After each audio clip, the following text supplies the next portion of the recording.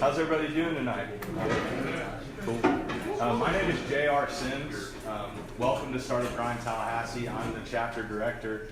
We got a pretty good night planned, so it should be a good time. Before we get started, I'm going to go through a few thank yous. First off, I want to say thank you to Domi Station. They provided their space month after month to allow Startup Grind to be here, so we want to thank them. Secondly, Madison Social, providing the awesome food, also month after month. Looks like y'all are looking pretty full, so that's good. Uber Ops, we have Eddie here tonight representing Uber Ops. Thank you for supporting Startup Grind. Funny enough, Eddie was actually a guest on Startup Grind last year, so it's cool that he spoke, and then that also they're still willing to support, so thank you. And then finally, the Florida A&M University Jim Moran School of Entrepreneurship. They've also been a great sponsor for us. A lot of their students are here tonight, so that's pretty cool. Tonight we have Dominick Ard'is here. Dominick is a good friend. Yeah, let's give it up for Dominick. I like that. Dominick's an awesome guy. We'll dive in a little bit to his story and the things that he's working on. I'd like to point out and just thank everybody for coming, because this is actually the year anniversary of like reopening the Startup Grind Tallahassee chapter. That's so awesome. Pretty cool. So we should have more events this year. Hopefully you'll enjoy it and come back. But anyways, Dominick, we'll get started. So why don't we start from the very beginning? Just give me a little bit of background on where you're from, what you did when you were growing up. Just tell me a little bit about Dominick as like a 5-year-old or something. A 5-year-old? Yeah, get all of it. I'm a context guy. So okay, cool. Dominick Ard'is. I am the product of retired military officer and a classically trained pianist who was a businesswoman as well, my mother. I was born in San Antonio, Texas, and we moved to Indianapolis, Indiana, Savannah, Georgia, back to Maryland, back to Savannah, then Riyadh, Saudi Arabia. So at 5, I was in Riyadh, Saudi Arabia, in this land that I knew nothing about. And life was good. I mean, we lived on a compound. It was exciting. But we stayed in Riyadh, Saudi Arabia for about 4 years. It's where I probably learned a lot about culture for the most part. We lived in a base that was a mix of African Americans, Caucasians, Hispanics, Asians. I mean, it was multifaceted from a lot of different ways. And we just roamed free. I had a nickname, Big D, at the time. I had a necklace, like, you know the necklace that you made when you were little and you put the like beads on them? It said Big D. So everybody knew what was going on. When I walked around, like, you just felt the presence, and that was pretty cool.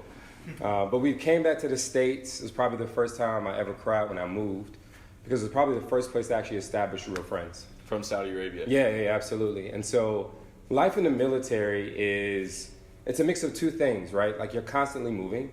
So you kind of develop this sense of being able to move in and out of, like, spaces, right, for lack of better terms.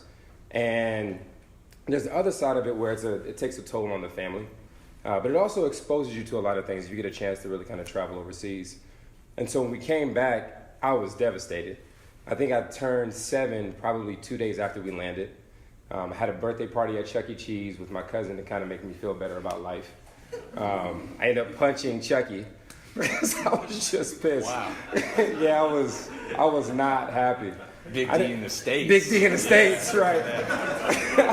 Had to let him know. But it was cool. I mean, we moved straight to Tallahassee, and so life changed. I think at that time there wasn't necessarily like clear pathways for retired military officers to really kind of find great employment in the States. So my father started working odd jobs in and out here. My mom was teaching piano, so things were just different. But we nestled in my grandfather's house, who's now at rest, and we made it work. So we came back in '94 and ended up getting an apartment.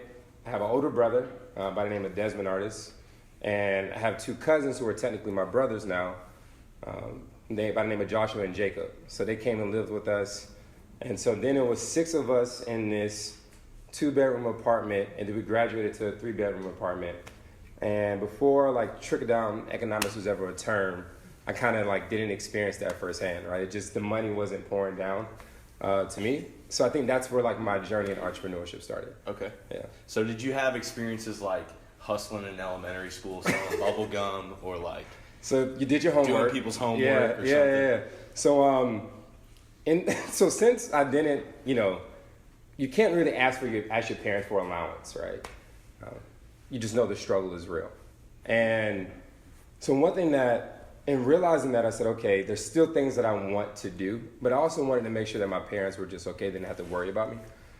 So I think I was at private school and went to Metropolitan Christian Academy of the Arts. It was, you guys know where North Monroe is, like right across from Dunkin' Donuts. There's a Red Lobster there, but there's the shopping plaza that's right there. So you make a right and you drive straight down and the school is right there. And that's where like my candy journey started. I was notorious for asking my mom for things when we went to the grocery store. She hated it. I would like slip things in the buggy. I don't know, anybody ever did that? All the time. I did. Cinnamon Toast Crunch. Yeah. Always. Yeah, I was thinking about things I could sell. So Yeah, okay. so no shade. You have to do that to me like that. I'm sorry, JR. So anyway, so that started it. And so I started selling candy. We used to go to Sam's Club, and Sam's was my biggest supplier ever. They have like, you can buy M&Ms in bulk, Snickers in bulk. And so I said, man, I'm just going to be the candy man and let's just do it.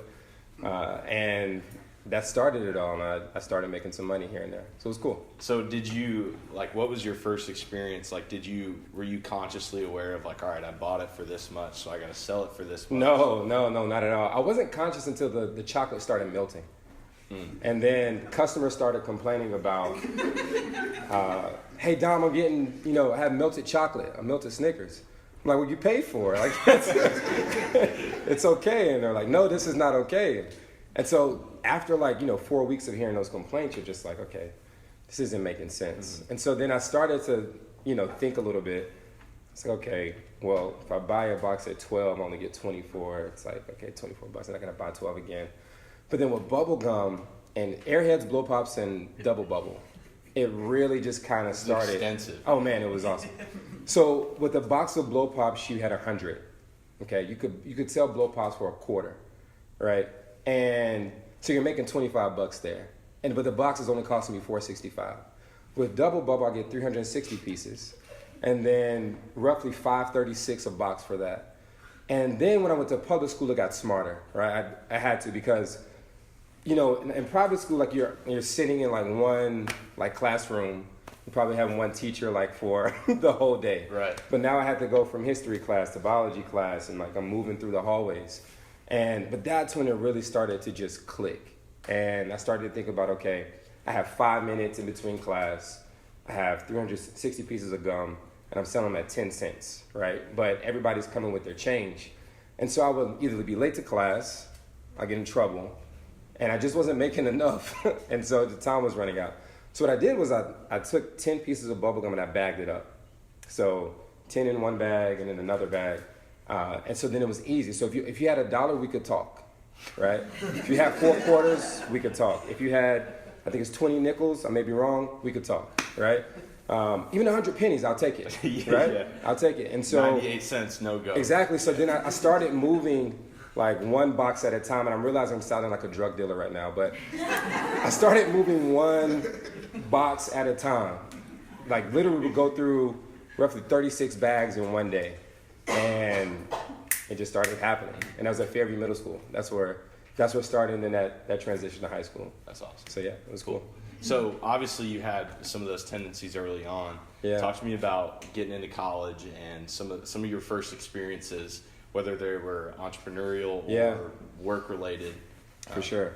So in high school, I actually, even though I sold candy as a sense of survival, I really just wanted my parents not to worry about me, right? That was one key thing. So in 9th grade, my older brother went to college in Oklahoma, and my 2 cousins went to college and went to FAM.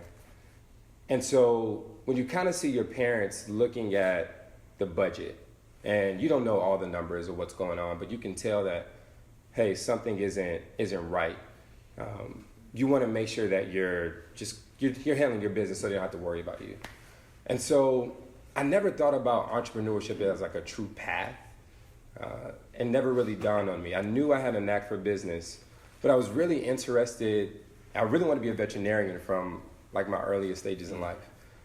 And living in Saudi Arabia, my father made sure that we traveled all throughout Africa. And so there was a point of exposure that many of my counterparts just didn't receive at an early age. And so I went to Nairobi, and just seeing like all the animals in the wild, it was just crazy. And I kind of purposed in my heart then that I wanted to be a veterinarian. Until I was in high school, and I interned at Banfield Pet Hospital, which is connected to most PetSmarts. And Dr. Hansberry was our veterinarian. And I had to do some, not glamorous. Right. Like take a cat out of a cage and have a cat hiss at you. To this day, I still don't, like cats. I had to put a hamster to sleep. And then it's a sad story, but you guys are gonna, laugh a little bit. But, here it is, the economics of this, right? This hamster costs about $7, right? It has an eye infection. The medication is $65, right? So it's a cost-benefit analysis. Well, we have to put the hamster to sleep. So I'm kind of like, oh, really? We really have to put this hamster to sleep? We can save it, right? It'll be okay. And lo and behold, I had to put the hamster to sleep.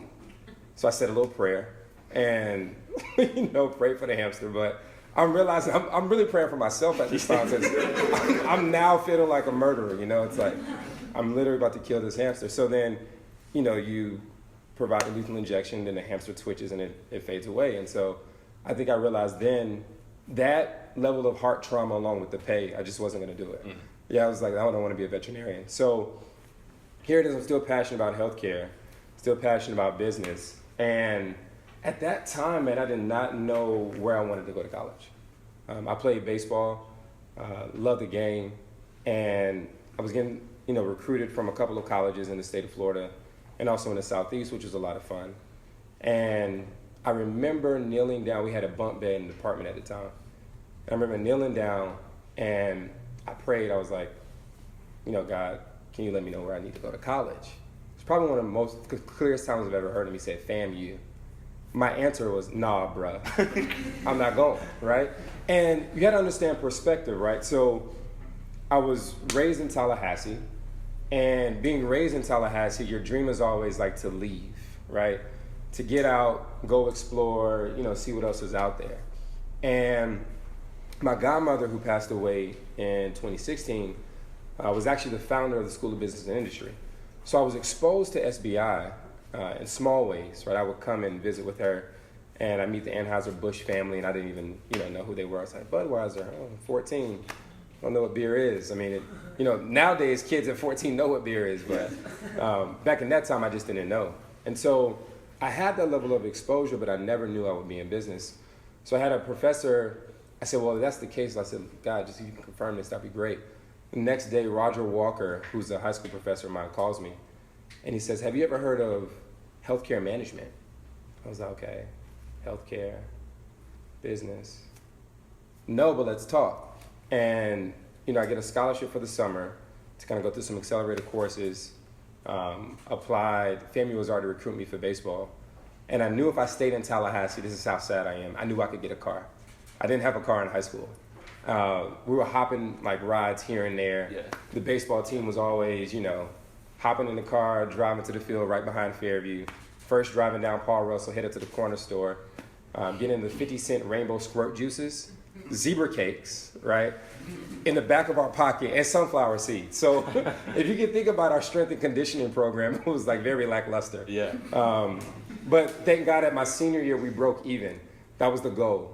And since then, we've had a couple of players from that program go to the major leagues. Wow. Malik Smith is one who actually plays for the Tampa Bay Devil Rays. And I actually met up with him this past Christmas break, and this is a strategic planner for his life. But it was pretty interesting. So that led me to Florida A&M, which where I would say a lot of things started in the realm of life. Mm-hmm. Yeah. So you graduate from Florida A&M. You had done some work in student government. Yeah. You thought about potentially going that route. Man.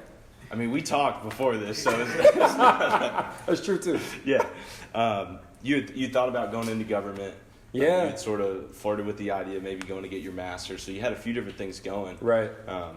Maybe just give me a little bit more info about that. Yeah, sure. So in college, my freshman year, I was just a baseball nut. My dad always told me, he told me three things, right?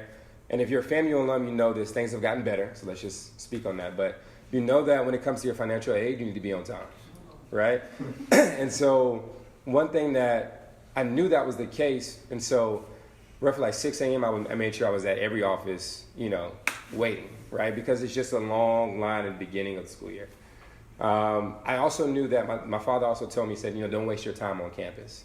So I would walk through the set, and while campus selections were going on and all this stuff, I need to go to class, go to the baseball field, handle my business, and make it happen. And then 3, of course, get your lesson.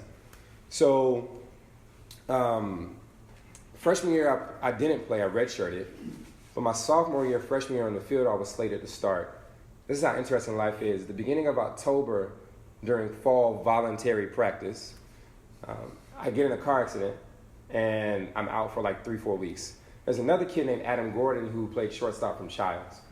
And one thing baseball taught me in life is to be able to see the field, right? Which informs my perspective on a lot of things. So I knew I had to hurry up and get back because him and I were neck and neck. So the end of October, the weekend of homecoming, my brother and I are test driving this Mercedes-Benz SUV.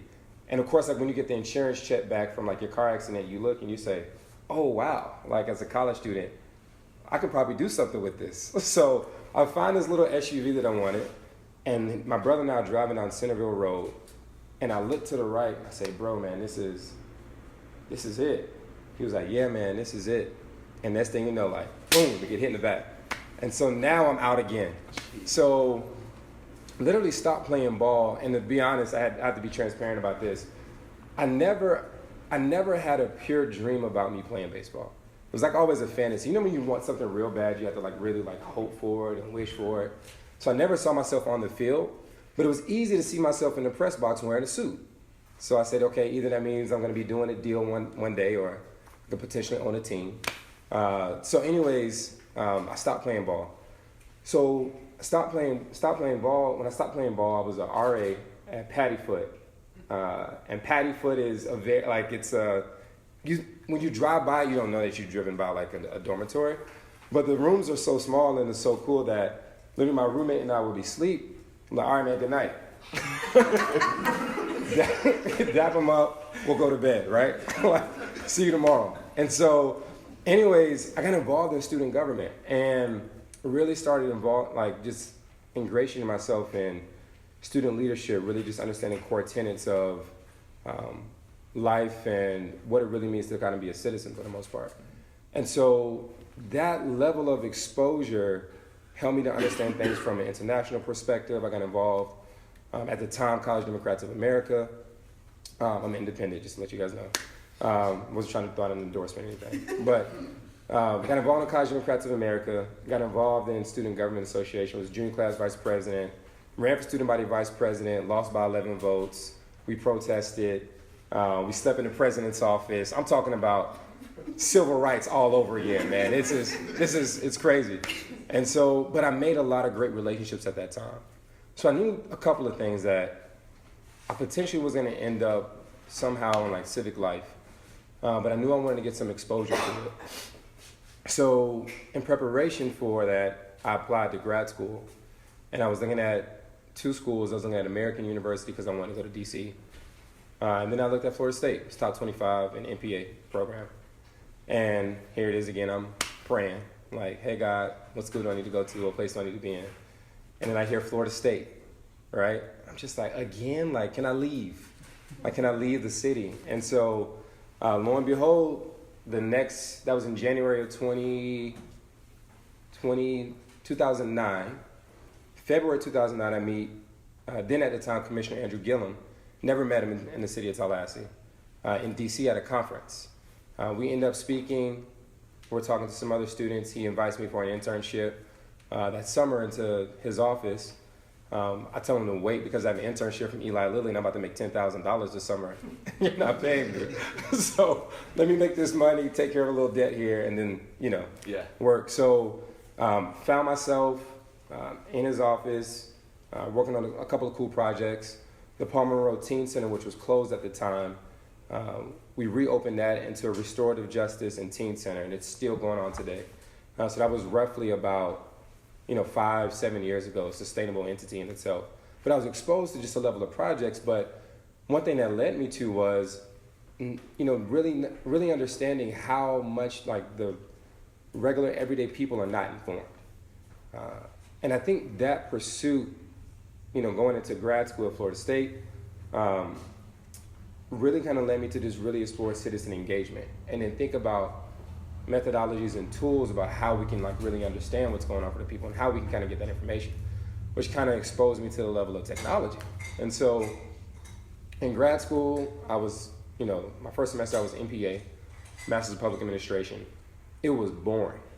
I realized at the time, I think I had literally had a lot of management-based experiences. I had the rare privilege of being a store manager of a Dollar General at 20 years old. I still today don't know how I got that job. I'm glad I quit 7 months in, mainly because I was going to flunk out of school. But when you're 20 and you're making $800 a week, it's just kind of man, life is darn good. You can really do anything you set your mind to at that age. Mm-hmm. But so moving forward, as I'm pursuing my master's and decide to shift and change, I find myself in this world of citizen engagement and technology, and I transferred to the urban planning, the dual master's of urban planning and international affairs. And that really started the journey of entrepreneurship for me because it led me into this space of research to really understand what people were really thinking, and that kind of just sparked a lot of different things for me. Mm-hmm. Yeah. So you started the town. That was kind of one of your first ventures. Yeah. So I did some university research, and one thing about grad school, who's in grad school right now? Okay, great. Okay, just two of us. All right, that's all right. So one thing about grad school is when you first enter, you are constantly competing against everybody around you, right? You're constantly measuring yourself, asking yourself those deep questions of, is my research important? Did I choose the right topic? Am I doing the right thing? There's a lot of questions of validation that are happening. And so I found myself wanting to pursue some Middle Eastern studies and kind of explore that. Found myself wanting to do some things around prison reentry mitigation and how do we affect those things from an urban planning standpoint. That came from a dream. That was pretty interesting. And some other topics. But I landed on citizen engagement and technology. And so that research, I found myself speaking at the American Planning Association conference, which is pretty interesting. It's a big national conference that they have every year for city planners across the nation. And Lucas Lindsay, who I met in grad school, who's executive director at Domi, can tell you that in grad school, most grad students only get 15 minutes to present at these conferences. They literally call it the quick and dirty presentation. And so when I submitted, I say, hey, why not? Let's just submit and speak at this conference. Who am I? I got the acceptance letter back that, hey, we slated you for an hour and 30-minute conversation on the urban planning of technology. And I was just oh, shoot. This is real. I'm about to go to LA, about to present. Life is great. And it's a side story why I probably don't like the city of LA too much because my car got towed when I was there. Some bull crap. You just got to stay away from cars. I got a couple car accidents I could share. Yeah. Some more, but anyways, nonetheless, that's why I went for motorcycle lessons last week. Right. Anyways, true story, I did learn how to ride a bike last weekend. It was pretty fun. But present at this conference, I get connected to a lot of people and doing a lot of research and realizing that there's a void. There's a space where government is behind in technology. We're not really kind of advancing ourselves in the way that we should. And why not be the one? So fast forward to 2012. I'm graduating that December. But that January, I find myself, leaving the College of Social Sciences and moving to the business school at Florida State. And still like studying urban planning and international affairs. But I said, okay, told myself, if I make it into the incubator and receive a $5,000 grant, I won't get a full-time job. And at that time, I was working with a creator by the name of Daniel Ackerman, amazing artist. Him and I's relationship made him a designer. Like we truly loved each other as brothers, but we truly pushed each other. We had a shotgun rule, probably a good rule for all companies and startups to recognize. We threw an idea up in the air, and we would go after it, like approach it from all angles.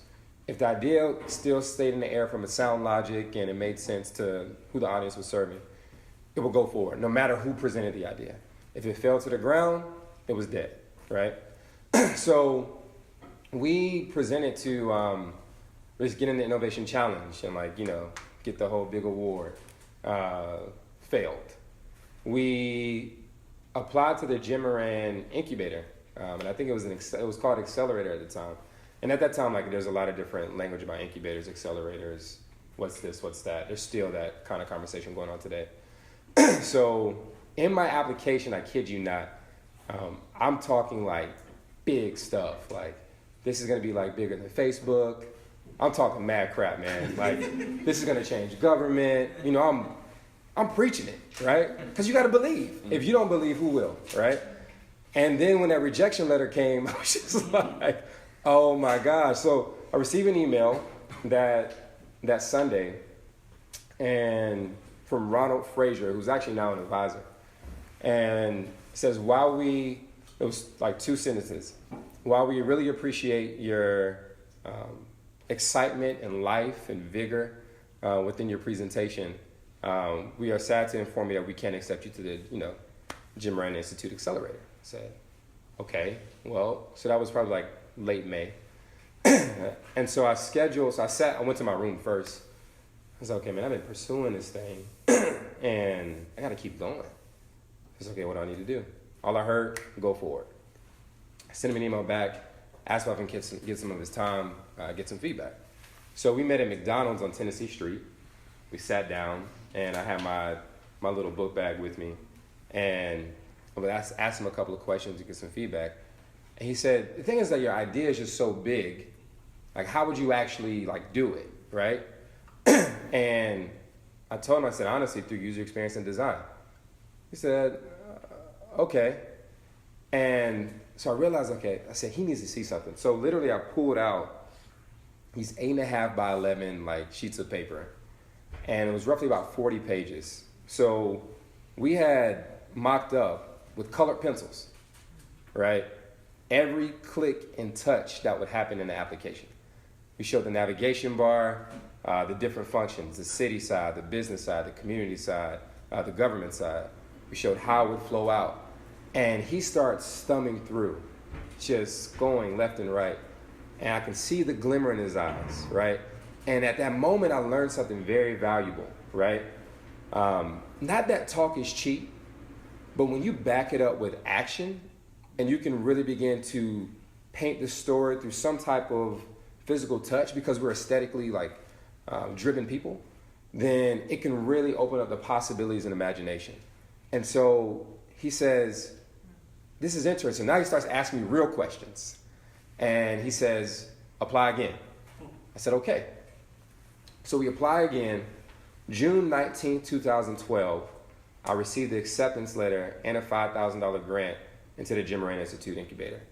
And I'm ecstatic, yeah, we did it, right? I'm excited, meanwhile, yeah, we did it. Daniel just graduated, right?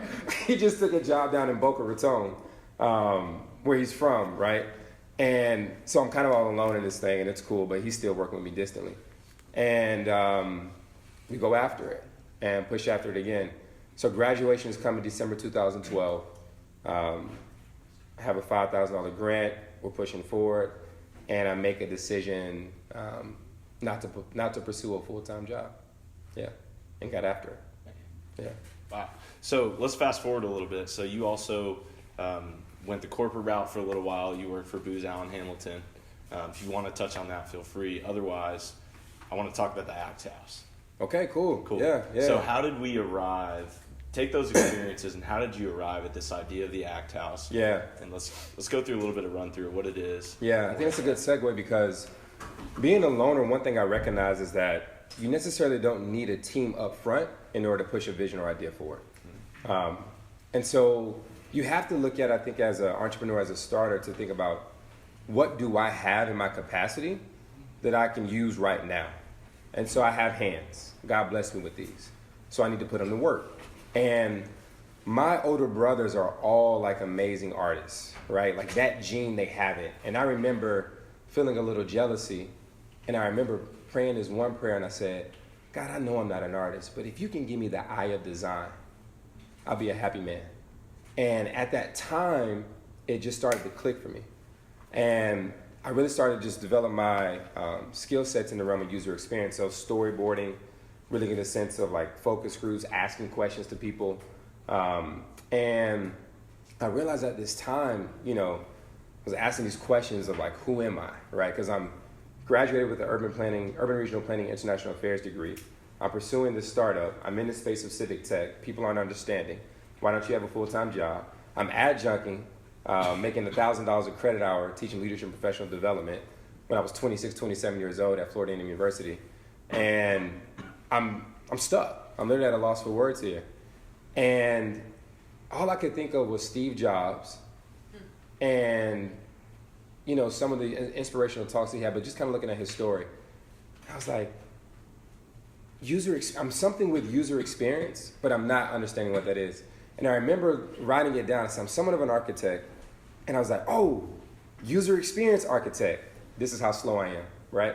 So I write this down and have no idea that there's actual job recs for this position. I type it in Google. I think I really came to like a divine moment, right? Like God just blessed me with something. Nobody else has this. Like, this is amazing.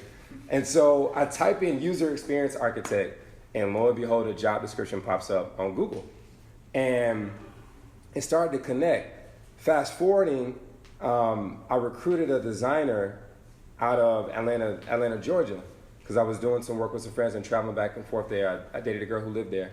And interestingly enough, he decided to move down to Tallahassee. So this is how the idea of ACT came to pass. Myself, Enrique Morgan, who was my business partner in the venture, and Ryan Kopinski were sitting in the incubator. And we were talking, and I'm representing the business, Enrique's representing design, and Ryan's representing the tech, of course. And it just hits me, because I'm the architect, Enrique's the creative, and Ryan's the technical. Like, he's the programmer.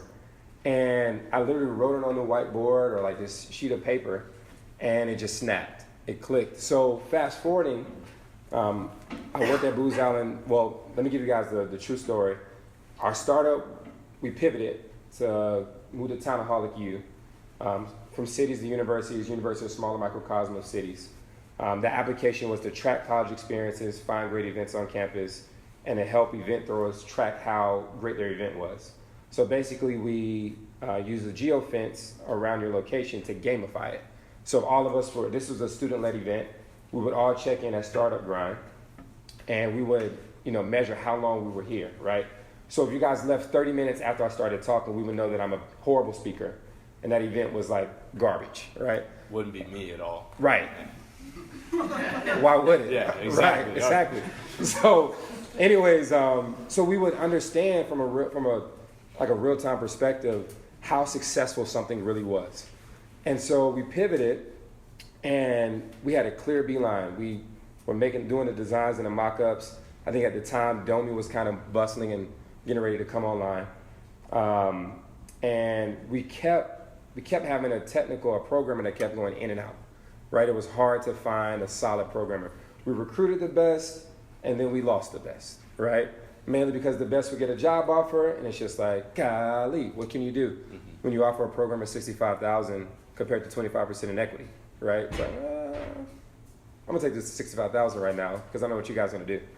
So we have a $20,000 contract on the line. Matter of fact, the Florida Blue Room was not the Florida Blue Room at the time. It was this huge wood table, dusty, right?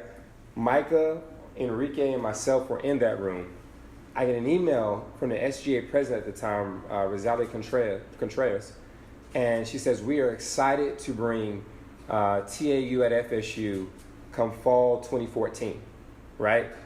We jumped up, shouted.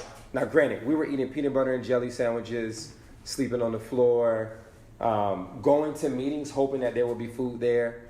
Like it was a real thing, right? Still wearing slacks and button-ups, because at the time, you guys couldn't wear what you guys wanted to wear in 2013, 2014 in startup land of Tallahassee, Florida. Like Thomas could not wear that windbreaker, right? He was wearing a suit. I was wearing a suit because most of the people at the time, they weren't respecting people who were young and had ambition and dreams and ideas. So we knew that email represented $20,000 that's going to feed our startup, right? So that happened in February. March, April come. April, there was a big announcement in Tallahassee with Florida State University. And President Eric Barron left. And I was just like, oh, shoot. Like I look at Enrique like this. And I'm like, yeah, we got trouble. So President Eric Barron leaves. Rosalia's term ends. Our contract is in review. The person who was reviewing our contract, the lead, goes to Clemson University, right? The new person who's like over contracts, like, I don't know where your contract is. The new SGA president says, I like to move slow. Let's just kind of wait this out a little bit. I'm like, dude, I've been working you guys for 6 to 8 months. There's no waiting, right? We need to get this deal done. And so anyways, it tanks. And we had a real conversation about what are we going to do moving forward. We part ways, still love, no problems. Still trying to salvage what's going on. I get a call from the city manager to go back to the city, close out Mayor Marks' term for 7 months. And then I get recruited from Booz Allen Hamilton at an American Heart Walk Association. The conversation went like this: what are you doing after the mayor's done? Like, may go back into entrepreneurship, but we'll see. And Jay Townsend says, who's a former assistant city manager at the time, who's now working for Booz Allen, says, why don't you come work for Booz Allen Hamilton? And I said, okay. I have no idea what Booz Allen Hamilton is, right, at all. And I'm like, okay, I gotta go do this research. So I do my research, I'm like, okay, cool, management consulting, I'm with it, let's make it happen. We have an interview, I'm debating between jobs, and I accept that offer. Fly to Minneapolis, flying back and forth. And really, being in corporate America, and this is not to say that anything is wrong with corporate America. What happens often, though, is that people are not properly placed, right? So this concept of proper placement, which means that you are aligned to your God-given talents and skills that you are meant to execute here on earth, right? You find yourself in a job or in a role where there's no alignment, right? So I'm doing cybersecurity for a big Fortune 50 company at the time, and I'm working 24/7 around the clock. Shifts from 6 p.m. to 6 a.m. I'm working weekends. It was just bad. Making good money, I must say, right? And I'm in my apartment, 22nd floor, all amenities. I'm talking about Whole Foods on the corporate card, just swiping, just ready to go. And I feel unfulfilled. And all of 2015, probably went to church 4 times. And his pastor said something that was pretty interesting. He said his mentor told him, if you can't see what's on the road ahead, go back to the very first thing that you were told to do. And when he said that, the word Tallahassee popped in my mind. I was just like, you gotta be freaking kidding me. No, I don't want to go. And in 2015, I had just purchased a house right here on Eugenia Street. And then I said, okay, humility hits. And I started thinking about, okay, what could I do in Tallahassee? And I said, I had an LLC in the background called Act Leadership. And I said, I could do a startup house. I said, hold on, I can do the Act House. And it clicked. Flew back down to Tallahassee. John Thomas, who used to work in the Florida League of Cities, I met with him, he was one of my mentors. And I told him about the idea about this leadership and entrepreneurship startup house, the premise of an architect, a creative, and a techie. And he said, do you have a house? I was like, yeah. We just closed. He said, you got the program, right? I said, yeah. He said, I just think you just need to do it then. I said, okay. left out of his office, formed a pitch deck, and we, at the core of Act House, there's two things that we're trying to solve. One, like all of you guys who are startups or entrepreneurs here, you run into the issue of starting something and then failing, right? I've been on both sides of the house, right? And I realized, okay, sometimes it's not access to capital, but it's really access to just solid, capable human capital and skill sets. And we wanted to really attack the premise of like failing startups through team formation. So that's one.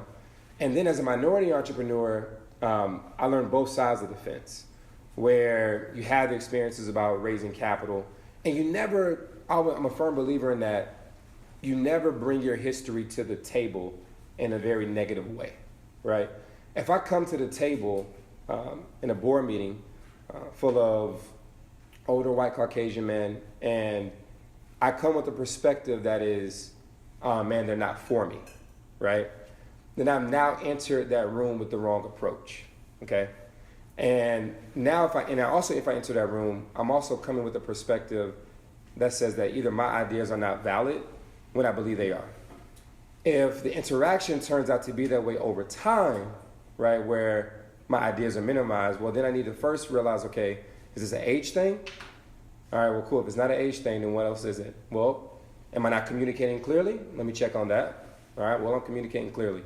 Then you can look at if it's an ethnicity or a race thing. So being that there was an issue of minority entrepreneurs and what have you not, and I study issues real quick. I'm all about linking knowledge to action.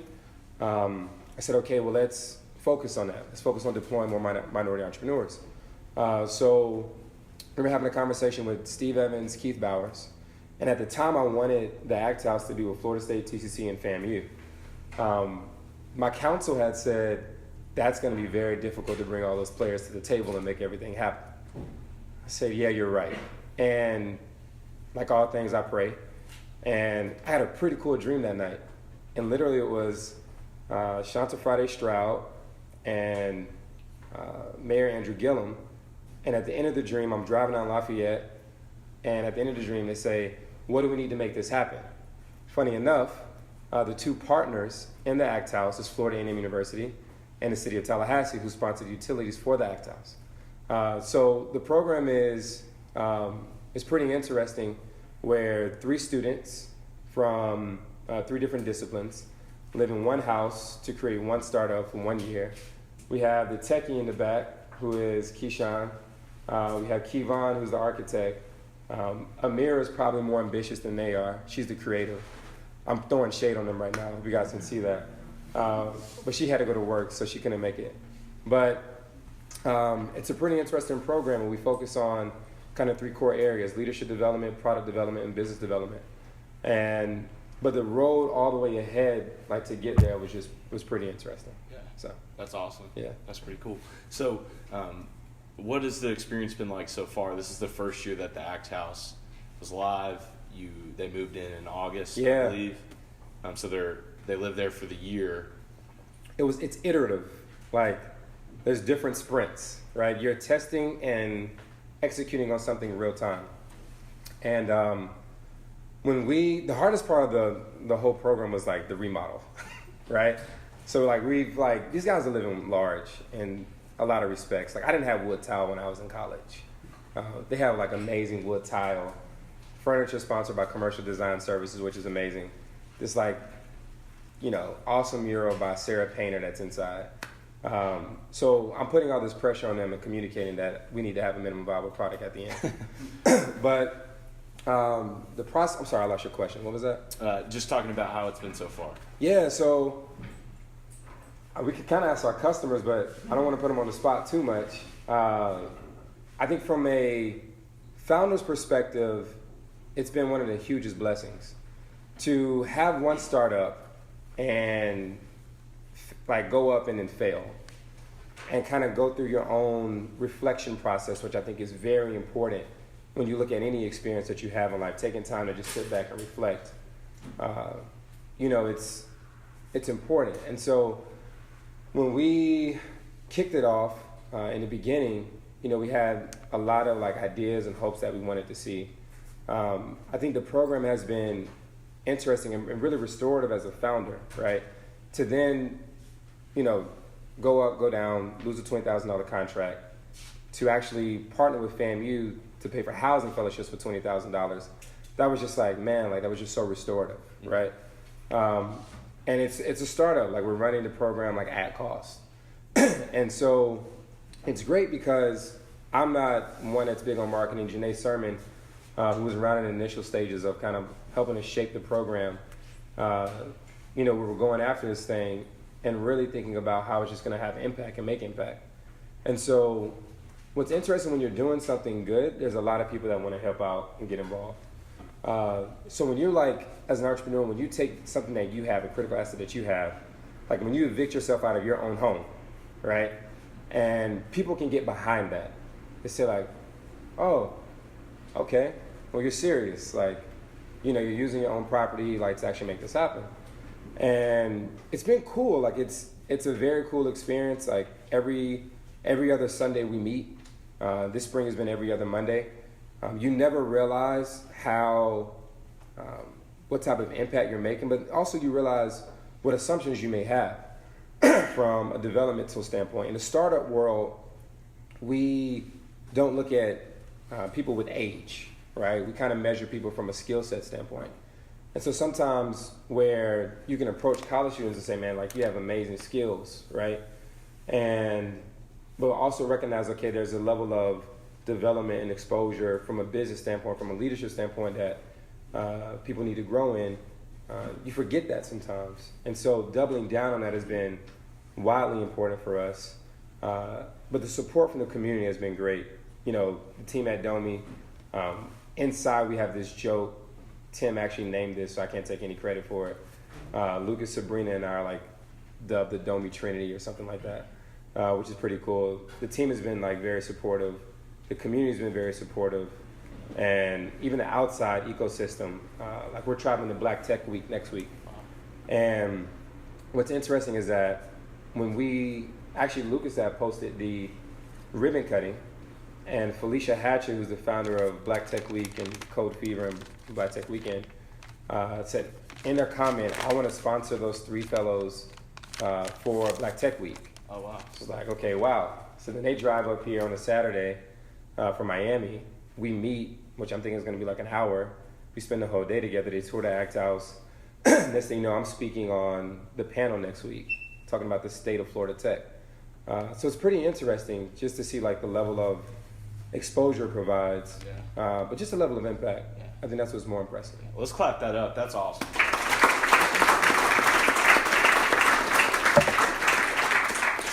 So I think that's a good segue to our next little topic here. So obviously, as a graduate of Florida A&M University, historically Black university, you've also dabbled in some community projects. Now you run the ACT House with 3 Florida A&M students. I want to talk about the role and your perspective as a Black entrepreneur and how you feel the industry as a whole can sort of impact that in a positive way. Yeah, it's changed for the better, I would say. I think when you look at like, if we talk about it just plainly and candidly, if you look at the Black entrepreneur, right? It's the adjective that we focus on, but the entrepreneur is the noun, right? So when you kind of dissect that word of Black, it's about what does it mean to be Black in America, just like, any experience. And CNN had done a good job of roughly about 2012, 2013, between 2012 and 2014, with their whole series Black in America. Soledad O'Brien had premiered that.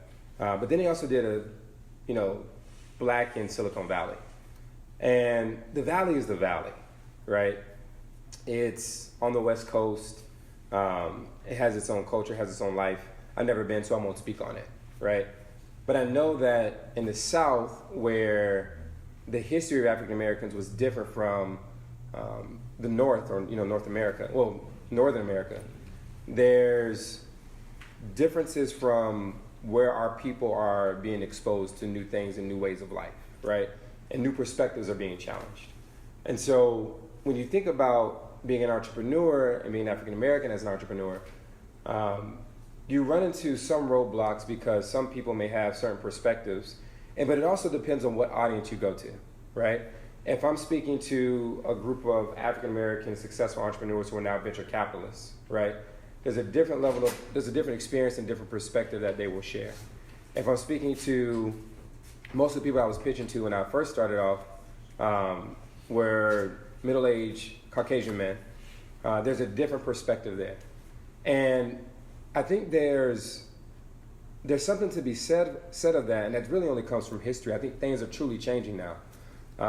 You have a lot of organizations like HBCU, VC, which are now partnering, venture capitalist firms with kind of black entrepreneurs or black students that are coming from HBCUs. And so it's pretty exciting to see the changes.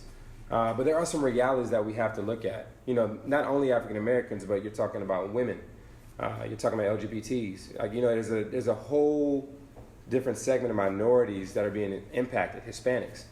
And it's just important to understand what that landscape looks like. I think the toughest questions that we'll probably have to answer, and I think we're seeing a lot of this in our society and our nation right now, is what happens when the change of power happens, right? And not necessarily change of power, but a change of influence. When you walk into a room, and if you look at everybody here, like, I see a lot of different ethnicities, a lot of different people, both national and international. And so I think it's important to kind of take value of that and remember that. But I think there's also, too, the institutional and infrastructural pieces that we have to begin to examine to really begin to open more gateways of not only access to capital, but access to opportunity, like to develop new skills and to think about ways that we can begin to expand different minority sects within our nation. So, thank you. When I think about your experience, what I think is amazing is it seems like every single point along the way, from being the candy man growing up to working in government and then the town and those experiences, all the stuff that we've talked about, it seems like every single one sort of like just kind of inched you over into what you're doing now, and with Act House and some of the other things that you're working on. So with that in mind, what are your plans for the future of Act House? Oh wow! When I look at the journey, man, especially mine as an entrepreneur, I can generally say divine providence. Like, I got to give props to, some people say baby Jesus, but Jesus, that's my Lord and Savior. And I think, honestly, I wouldn't be able to do it without him. Just the principles that I've learned from over time that my faith has taught me has been real big. And it's really kind of helped me shape vision from a standpoint of thinking about like community impact and not thinking inwardly, but outwardly, right? And so when we think about the Act House and where we want to kind of see an impact, the future, we're really testing this model here. And I think my work with Thurgood Marshall College Fund really kind of exposed to me how impactful it was. In 2016, they put on an event with HBCU students, 80 across the nation. And what was so exciting about it is that you have all these students being exposed to design thinking, innovation, and all these other things. That event, we had 20 startup teams, but only 2 of the 20 developed minimum viable products. The next year, I came on board at Domi. We were still doing a program, and I was serving as a program manager for that particular project with that partner. And so they allowed me to change the team structure, and each team had an architect, a creative, and like 2 techies. And that was the criteria. So it wasn't like, oh, you're my friend and you're my friend, we're gonna work on this startup together in this hackathon. And that year we had, out of the 20 teams, we had 16 teams have an MVP pitch at the end of those 20 teams. And so that was pretty exciting. So that piece of validation has been great. And I think this year, hopefully what we'll see with the initial Act House students will be amazing. I'm hoping that will lead us to begin to expand the program within the Southeast region first. Got to start incrementally. Atlanta seems like a good hub for us. You have Clark, Atlanta, Morehouse, Spelman that are there. but also the Research Triangle Park area, which has a lot of history of Black Wall Street, has about 3 to 4 HBCUs there as well. And so our focus is really to, one, find communities that need that injection of kind of economic atmosphere or activity that needs to go on. Look at acquiring a property there that's in close proximity to the university. And so ideally I would want 50 ACT houses across the nation. But as we're learning more about the model, we're thinking about how can this model be deployed in different areas like music. How can you have a house where you have the artist who is the singer or the songwriter? We have a singer, you have a producer, and you have a manager, right? And that engineer could be the techie, the architect could be the artist, that brander or that PR person or the manager could be the creative. Thinking about these concepts of teams and furthermore deploying it to another sector. But it's all incremental testing. We've just probably about 90% there. The ink isn't dry yet. Established a curriculum partner, which is going to be good. So we'll have our own curriculum within the ACT House. Like we have ours that we've been deploying incrementally, but we also leverage co-starters, which has been really good. And I think after we see that combination, then it's thinking about the pieces that you just need to scale, right? Do you have the curriculum? Do you have an entrepreneur in residence? Do you have a researcher? Do you have somebody that can focus on the stage of the house? But I think the next wave after we kind of establish that, and everybody has talked about this when we brought it up, is like, are you going to do like a real world series of ACT House? And we tried our first experiment of that a little bit, but finding a dedicated documentary partner is very difficult to do. It's very, very it's intensive work. So we actually have a scene where like Kevon and I are like going back and forth, right? And we kind of hyped it up a little bit. Like I told them, I said, hey, I'm gonna be tougher on you guys because we had these cameras here and they asked me to do this. I don't want to do it, but this is what we got to do. And so there's this scene where Kevon and I are going back and forth, just like going at each other's necks, right? Ultimately, I win, right? That's how all the stories are always written. But he cracked on my hairline last night, so I can get him. But anyways, I think to deploy the model further out is going to be important. I think the biggest question that we'll have to ask ourselves is if our goals are centered around mitigating the number of failing startups and deploying a higher number of minority entrepreneurs into the marketplace, is it strategic for us to just stay at HBCUs? Because there's a limited number, right? And so as we look at expanding, it's okay, how do we, one, affirm those programs and schools that meant a lot for our nation's history? Like right now, the conversation has been, are HBCUs relevant? And I think President Larry Robinson had made a comment saying that, where would America be without HBCUs? And I think in a lot of standpoints, there'd be a lot of divisiveness between our culture that's already existing now. But it provided a huge gateway and pathway for people of color to really get an education, right? So you have these big dreams and ambitions. My first startup taught me that you pragmatically plan. Like you lay out the vision, you write out the vision, you make it plain, count up the numbers, really think about that. But we know how much each house will cost us. We know how much from a human capital standpoint we need to deploy. And it kind of ties into my overall big goal, which I'm really excited about. Awesome. Yeah. Cool. Yeah. All right, last thing here. I've started this new tradition. It's called JR's Rapid Fire Questions. Oh, gosh. So you got a quick answer, 1 or 2 words. We'll go through a few. You ready? Cool. All right. Kobe or LeBron? Ooh. You said rapid? I'm so sorry. Kobe or LeBron? Can we start again? I wasn't ready. Yeah, all right. Kobe or LeBron? LeBron. One thing you won't skip out on in the morning. Oh, stretching. Favorite app on your phone? Teamwork chat. Leather or denim? Leather. Sweet or sour? Sweet, buddy. Jeans or corduroys? Corduroys. I'm lying, jeans. What was the big sound you just made? Everybody in the room I think was thinking jeans. It's like corduroys. Favorite food? Favorite food? Yeah. Oh, man. Honey.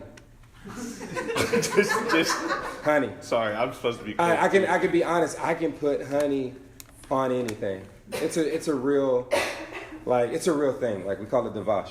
All right, last thing. Favorite quote or phrase? Ooh.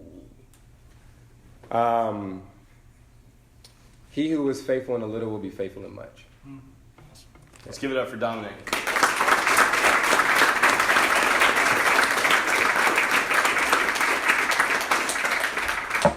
Now we'll open it up for questions. If anybody has something for Dominick, just raise your hand and we'll get them. Nicholas in the back. This is just kind of general. Are you planning on extending the Act House to TCC or FSU by any chance? I hope so. I can genuinely say that. I think I would probably do a special house because Tallahassee is home for me. Yeah. It will always be home for me. And it would, my community heart more than anything, and really working with a lot of players in town, is that I don't understand why we don't work together as much. I'm a product of, FAMU and Florida State. Unfortunately, we have a beautiful piece of infrastructure, but a dividing line between two institutions. And then you have TCC like way down the street. And the heart of me says I would do a special house, and I would make that happen. But I wouldn't advertise it out to the rest of the people. It'd be bad for the business model, to be honest with you. Yeah. Hey, how did you, you hit on it a couple times, but like, how did you discipline yourself to like guard your heart, guard your vision, and your dreams, and just kind of steward that when like you would look out at the circumstances and like everything in your head was saying no, no, no. Yeah. How did you just steward that and just kind of maintain that over the years? Man, you get into my private life. I think you have to recognize that you are the only person with your thumbprint, right? That's one special thing about life, right? There's 7 billion people, probably 8 billion, I don't know. I have to check the last census, or is that like a global census?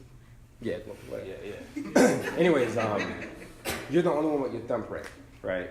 And so once I realized that, I kind of realized that I had some uniqueness to bring to the world, and I need to understand what that uniqueness is. I was very competitive when I was little, and I realized it because my older brother would beat me in everything. And I also realized how unfortunate my competitiveness could be over time when he beat me. It started when he beat me in Street Fighter. And Street Fighter on the Super Nintendo at the time had a win-loss column. And it would usually average out to be 18-0. And my brother's 5 years older than me. And I was just like, I'm tired of this crap. So I applied myself and then just started to, study what he was doing. And there's a famous quote by Thomas Jefferson that says, you can study how a man draws his sword, but never practice his intent. And when you think about it, I can learn from people who have a very kind of decrepit sense of character, but their level of execution and their skill sets and their strategic planning is A1, right? Aside, like take their heart, their character, their motives out of it, but just look at their level of execution, right? It's amazing. And so when I beat my brother finally, and that column on my side said 26 and his said 3 or 3, I was rubbing it in his face. That same habit kind of carried over, and it wasn't enough for me to win. I wanted to make you feel as if you didn't exist, right? It was pretty bad. It was rough. Until I got punched one time in 3rd grade by my god sister because I beat her in a math exam. It was like a time, speed, math exam. And I was like, yo, I won, and I made an A. Wow. And I was just like, ooh. So my head's throbbing. But I realized and said, okay, you know what? There's a lot of good energy here, but I can move from being competitive to collaborative, right? And how can I take that same energy and put it in this area to more of a persuasive mindset than a manipulative mindset? When you're persuasive, you think about how everybody can get the win, right? When you're manipulative, you're thinking about just my win, right? How can someone be self-serving to me? Not how can I be in service of others? And so I think over time, man, I think faith has really kind of informed like how I kind of discipline that ethic. My parents used to make us get up and read Proverbs early in the morning. And I think it was the only way to kind of like stop 4 rambunctious boys from like, being stupid. And my father was in the military. So there's a whole nother like side to that, a whole other side of privilege that I grew up with, right? But waking up, and I used to hate reading that goddamn book, I promise you. But what was so interesting is that the nuggets in that book stick with me today. And it just speaks of diligence, right? Counting up the cost before you actually set out on a vision. Really thinking about how you interact with people and your sense of being present, right? One way that I do that now is from 5 to 5:30, I can't be touched, right? You probably can't call me. If you call, I'm probably not going to pick up. If you text me, I'm probably not going to respond. Now I discipline myself in the areas of there's one day out of the week, I don't care what day it is. Now it's my Saturday. When I was at Booz Allen, I worked weekend, so it was like on a Wednesday. I focus on banging it out for 6 days and like creative output and working. But that one day, I'm off the grid. Lucas can tell you I hated to do it. But it was funny, Lucas had asked me a question on that day where I just kind of like step away from work. And I looked at it and I was just like, dang. And Lucas is strategic like I'm strategic. And so we know if we ask one question, we think like 2-3 steps down the road, okay, what's that gonna lead to? Okay, he's gonna probably ask that question, right? So I responded to him and I said, bro, I love you. I really do. But this is my time where I like step back from my work. But here's Scott's email. You can send him an email real quick and it'll be cool. And so I think it's understanding that, your way of life is going to be your way of life. You have to think about ways of guarding that because at the end of the day, you have probably one person or multiple people to answer to, right? Either that's your family and at the end of the day, that's yourself too. And if you can look in the mirror and say, hey, you know what? We gave it a full day today. Let's go to sleep. Let's turn it in and get back after the next day. That's really helped me out and just kind of discipline myself. Yeah. Lucas. What's up, bro? I want to relay something you taught me and then ask you to speak Oh, to God. everyone else about that. So I've noticed sometimes, one of my weaknesses I've noticed as a leader, and it's been because of you, is that at times I come from a position of fear, specifically around resources. So sometimes I worry, well, we can't necessarily do that because of cash flow, or how are we going to make that happen because of resources, right? Yeah. From a position of fear and scarcity. And I remember we were talking about something once about, are we going to push this vision forward, do this program, whatever in Tallahassee? And you said, I need you to set the vision so that we can then go get the provision. Make it happen. But you were trying to get from me, what is the vision? And forget all that. Forget the resources for now. What are we going after? So I appreciate that because it taught me a lot about leadership. But I'd love to speak a little bit more about the difference between vision and provision, because I think one thing you're good at facilitating with people is getting them to think about their mission and vision. I appreciate that, man. Yeah. Really do. Being the youngest in your family, you recognize that you can talk a lot. And I realized that for myself, and I just dream big and think big. But one thing Lucas is alluding to here is that I recognize that oftentimes when you think about cash flow, when you think about the resources of it all, it limits your ability to design and architect your highest and best product, right? Your highest and best service. And so as I realized that impeded my creativity to really think and dream big, I had to kind of like make a pivot and turn. And funny enough, 2 people had really kind of shared this with me. There's a guy by the name of Dr. Miles Monroe. I used to read a lot of his books. I actually went to his leadership conference in the Bahamas. He died on a plane crash on the way into the conference, which is which set out to be an interesting conference for like 3-4 days because it's at the beginning of the conference. And then there was a guy by the name of Craig Hill. And I had an interesting experience in my entrepreneurship journey where when I was in the heat of it in fall 2013, I was making $1,000 over 4 months, and I was teaching as an adjunct professor. And so if you hear the term Professor Ard'is, it sounds very like illustrious, right? What's your last name? Brown. Professor Brown, right?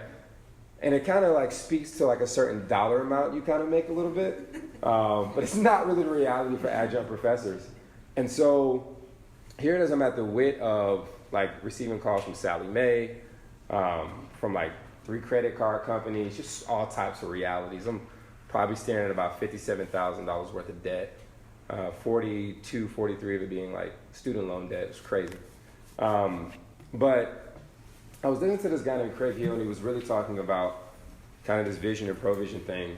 And one thing I realized is that if I'm always stuck in thinking about money, I will never go after my wildest dream, right? Most of you guys, or some of you guys who are in college, you think about that like graduating right afterwards, right? I gotta pay these bills, right? So when you think about focusing on bills, right, it's literally matter that claws up your space from focusing on the vision, right? But really you should go all the way out and then work backwards to really think about, okay, hey, what is the vision that I'm going for? How do I get there? What is the vision I'm going for? And then work backwards as far as how do I get there? That's not only from cash resources, but also from a standpoint of human capital, right? Thinking about what type of people that you need to work with, what type of skill sets you need to flow with. But anyways, going back to that story, here it is, I'm like all the way out, like, you know, $1,000, like we're still in the startup, and I'm staring at all this debt. And I'm just like, man. So this guy, Craig Hill, he has this set, and my mom is like the connoisseur of like all resources. You know, anybody have like a mom that like gives you books and CDs? Oh, you should check this out, right? So my mom does that all the time, and it's overwhelming. Like, and she knows it. We've talked about this. But there was this one particular disc set that, and when she first gave it to me, I was just like, okay, here we go again. And it was titled God's Power on Getting Wealth, right? It's pretty fascinating. So I was like, all right, cool. So this guy, Craig Hill, he says something in the first 3 minutes. He says, in the New Testament alone, there's 215 scriptures on salvation, 217 on faith, but over 2,083 scriptures on money, wealth, and finances. I was like, all right, cool, you got my attention, let's go, right? So I'm listening, I binge it like, to probably 3 a.m. I'm laying out this mad budget, right, of like, how can I get out of debt in a year, right? And of course, right, $57,000 worth of debt, you're working on your startup, how the hell are you gonna get out of debt in a year, right? But what was so interesting that process taught me, which I now apply in business when I'm thinking about scale, is what is the vision? Okay, $57,000. What are the parameters? I need to get out of debt in a year, okay? So in 3 months, I need to pay X, in 6 months, I need to pay X, 9 months, 12 months. So breaking it down in quarters, okay? I hope you guys are getting these nuggets here, all right? So then you map out, all right, well, if I'm paying it off in 3 months, I need to pay X amount of dollars. If I'm paying it out in 6, 9, 12, okay? So as I'm laying this out and also realizing, okay, hey man, I made some like crappy financial decisions and I need to own that, right? It really just started to change my psyche on how I was thinking. So I no longer looked at money as the issue. I no longer looked at money as wealth, right? Wealth is something completely different. Money is something completely different. And I just started kind of going after it. So I have 5 classes, that spring cohort. I'm teaching 252 students with 1 TA, but that's $5,000. Great, I can apply that to that credit card, all right? Then another opportunity comes, it's like $7,500 for like 2-3 months of work. Cool, I'll do that. The dean said I was doing so well in that, School of Allied Health and Sciences, another $7,500 came in. Could you do this work too? Absolutely, I'll execute. You get to go to the mayor's office, so then that accelerates me like to $42,000. So then now I'm like paying off this debt, right? And fast forwarding, I get to a place where I'm about to make my last payment on my student loans, and it's like $41,000 worth of debt in like 2 years. But it's personal decisions that you have to make that go along the journey. So when you're able to really kind of map out what's my vision, not only in life, but also in business, you're able to walk back pragmatically and think about what's the strategic roadmap that I need to have to get there, and then go after it, right? Act House was one of those things. I didn't know the dean would be open to the programming. I forgot that she received an award of X amount of dollars to focus on entrepreneurial programming. Didn't know, walked in the office, I'm just presenting, right? But I knew the vision that I wanted.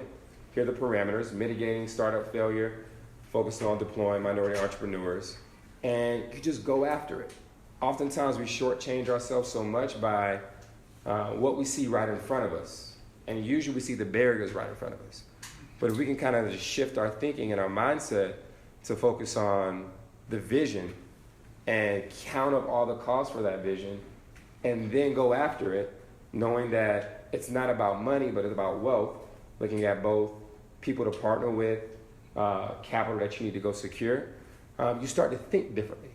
And it's one thing that Lucas has taught me from a standpoint of, hey, let's count this up. Let's really think about that. But it's something that really helps me from a standpoint of, if you map out the vision, and you go after the vision, the provision will come. That may come in people, that may come in an opportunity to speak, which then says like, hey, I got $100,000 for you. I saw you speak at Startup Grind. I love the Act House. I'm pitching to Eddie right now. So, there's a lot of, you guys missed that whole thing. But nonetheless, there's just ways that you can kind of just continue to go after it. So that's been one thing that's helpful. Yeah. Thank you, Dominic. Yeah. Let's give it up for Dominic.